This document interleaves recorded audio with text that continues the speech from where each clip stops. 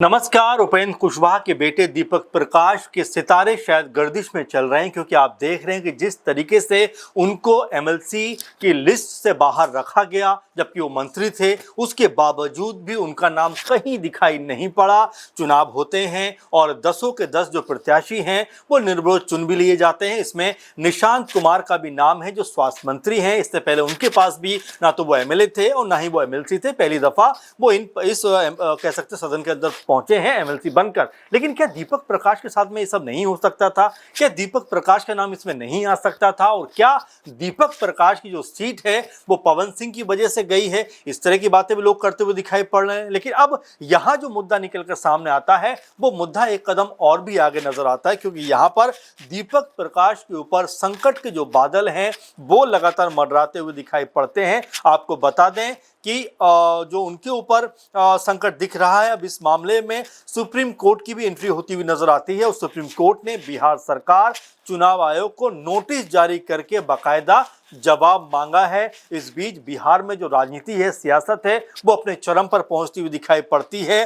BJP, RJD, Congress party और JDU की तरफ से लगातार प्रतिक्रियाओं का दौर जारी है, लगातार बयानबाजियां हो रही हैं। आपको बता दें कि जिस तरीके से इस पूरे मसले के ऊपर जो है सुप्रीम कोर्ट में ये मामला गया है और उसके बाद सुप्रीम कोर्ट ने सरकार को नोटिस भेजा है और अब इसको लेकर तमाम तरह की बयानबाजियां होती हुई दिखाई पड़ती हैं। आपको बता दें कि जेडीयू के वरिष्ठ नेता और उप मुख्यमंत्री विजय कुमार चौधरी कहते हैं कि मामला सुप्रीम कोर्ट में है और सरकार को जो नोटिस आया है उस पर सरकार जवाब देगी। सबको कानून में यकीन रखना चाहिए। सुप्रीम कोर्ट से जो फैसला आएगा उसे सरकार मानेगी। ये बात उप मुख्यमंत्री विजय चौधरी कहते हुए दिखाई पड़ते हैं। आपको बता दें इस पूरे मसले के ऊपर बीजेपी की तरफ से क्या कुछ कहा जा रहा है। इस पूरे मामले पर बिहार बीजेपी के जो प्रवक्ता हैं पीयूष शर्मा, वो कहते हैं कि बिहार में एनडीए की सरकार है। जहां तक दीपक प्रकाश की बात है, किसी व्यक्ति ने याचिका सुप्रीम कोर्ट में दायर की है और जो भी होगा सरकार संवैधानिक रूप से निर्णय लेगी। हम नियम और कानून के तहत चलने वाले लोग हैं, जो भी संविधान के हिसाब से होगा वो किया जाएगा। अब आप देखेंगे दीपक प्रकाश को लेकर, दीपक प्रकाश जो है नीतीश सरकार में मंत्री रहे, जब सम्राट चौधरी मुख्यमंत्री बने तब वो मंत्री बना दिए जाते हैं, लेकिन दोनों बार वो किसी भी सदन के सदस्य नहीं थे।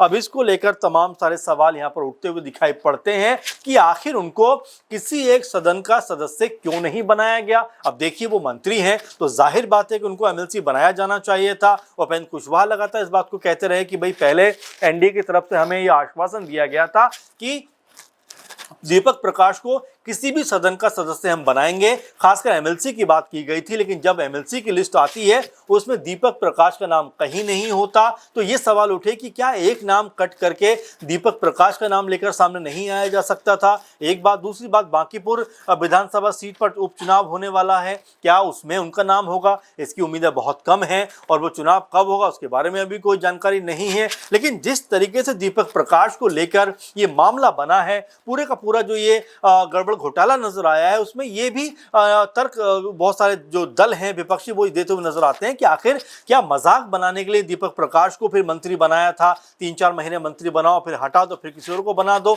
तो इससे बेहतर तो ये था कि किसी चुने हुए एमएलए या किसी एमएलसी को मंत्री बनाया जाता। जब आपको पता है कि आपको उन्हें किसी सदन में भेजना ही नहीं है तो फिर आप उन्हें क्यों मंत्री बनाते हो? इस तरह की बातें कही जाती हैं। अब आपको बता दें आरजेडी की तरफ से भी अब इस मामले को लेकर जो है बयानबाजी शुरू हो गई। आपको बता दें कि आरजेडी ने दीपक प्रकाश के मामले पर अपनी तरफ से प्रतिक्रिया दी है और आरजेडी के प्रवक्ता जो हैं शक्ति यादव, वो कहते हैं कि दीपक प्रकाश के मामले में सुप्रीम कोर्ट की ओर से जो टिप्पणी की गई है वो डूब मरने वाली बात है। सुप्रीम कोर्ट ने कहा है कि कैसे आपने दोबारा मंत्री पद की शपथ दिला दी, ये संविधान का मजाक है। जेडीयू इस मामले से निकलना चाहती है। जेडीयू की तरफ से कहा जा रहा है कि मामला बीजेपी का है। लेकिन अब खेल जेडीयू कर रही है। सम्राट चौधरी को तत्काल प्रभाव से दीपक प्रकाश को बर्खास्त करना चाहिए। अब देखिए, आप देख रहे हैं किस तरीके से दीपक प्रकाश के नाम पर जो खेल गड़बड़ घोटाला चल रहा है बिहार के अंदर।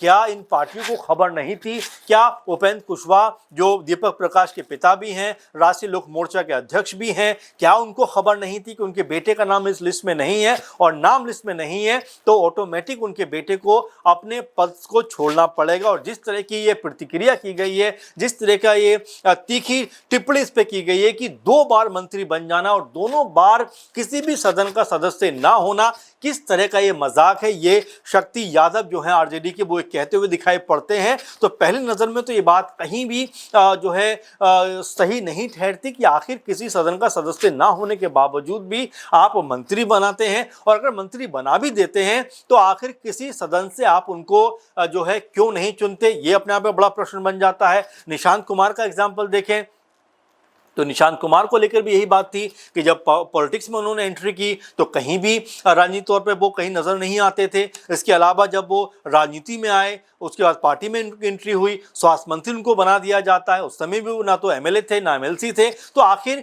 उनका नाम जब लिस्ट में आ सकता है, उनको मंत्री बनाए रखने के लिए उनको एमएलसी बनाया जा सकता है, तो यहाँ पर दीपक प्रकाश के साथ में ये मजाक क्यों किया गया, समझ से परे की बात है। उपेंद्र कुशवाहा अभी भी ये बात कह रहे हैं कि उन्हें पूरा विश्वास है कि आने वाला जो कार्यकाल है दीपक प्रकाश वो अपना पूरा करेंगे। लेकिन कोर्ट तो अब ये कह रहे हैं कि भाई आप कैसे 2 टर्म यानी 2 बार में कैसे जो है मंत्री बना सकते हैं, जबकि उनको किसी भी सदन के वो सदस्य नहीं है। तो जाहिर बात है कि कठोर टिप्पणी कोर्ट की तरफ से की गई है। अब जो सरकार की तरफ से, चाहे उप मुख्यमंत्री विजय कुमार की बात करें, बीजेपी के प्रवक्ता पीयूष शर्मा की बात करें, कहीं ना कहीं लीपापोती करने का काम कर रहे हैं। अब ऐसे में दीपक प्रकाश के ऊपर क्या वाकई में जो है खतरा मंडराता हुआ दिखाई पड़ रहा है? क्योंकि तकनीकी तौर पर तो ऐसा लगता है कि उनको पद छोड़ना पड़ेगा, लेकिन जो नोटिस कोर्ट की तरफ से जारी किया गया है वो ये भी बताता है कि सरकार में जो लोग बैठे हुए हैं क्या उनको इस बात की खबर नहीं थी कि कैसे दीपक प्रकाश का जो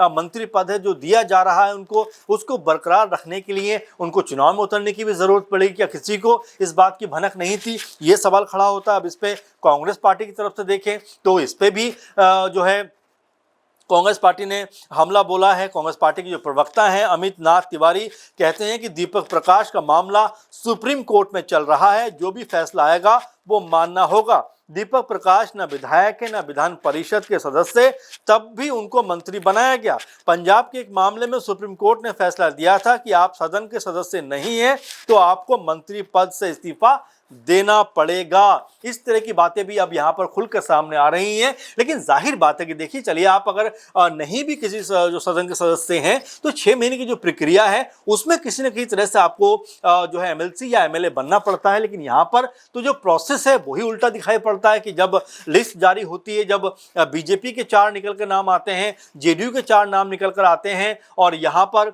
एलजेपी के नाम निकल कर सामने आते हैं, तो 9 जब पूरे के पूरे नाम रख दिए जाते हैं तो क्या किसी को ये भनक नहीं थी कि हमारी ही गठबंधन की पार्टी यानी जो राष्ट्रीय लोक मोर्चा है उनके जो अध्यक्ष हैं उपेंद्र कुशवाहा, उनके बेटे को यहाँ पर मंत्री बनाया गया है, तो क्या उनको नहीं जो है एक सीट देनी चाहिए थी? और पवन सिंह का नाम इसलिए बार बार उछल के सामने आता है कि पवन सिंह के जगह पर दीपक प्रकाश को अगर एमएलसी दे दी जाती तो क्या खराबी थी, क्योंकि वो मंत्री हैं। तो क्या पवन सिंह की वजह से उनकी ये जो सीट है वो चली गई? इसको लेकर तमाम सारे सवाल उठते हुए दिखाई पड़ते हैं। अब आने वाले दिनों में ये पूरा मसला जो है जो लगातार बवालों में विवादों में पड़ता हुआ दिखाई पड़ता है। और क्या दीपक प्रकाश जो फिलहाल जो है मंत्री बने हुए हैं, क्या आप कोर्ट की टिप्पणी के बाद उनको अपने पद से इस्तीफा देना पड़ेगा? एक बात। दूसरी बात कि आखिर उनके साथ में ये भद्दा मजाक क्यों किया गया? 2 बार शपथ और 1 बार भी किसी भी सदन का जो सदस्य नहीं बनाया गया, तो क्या उनके साथ ये क्रूर मजाक नहीं है?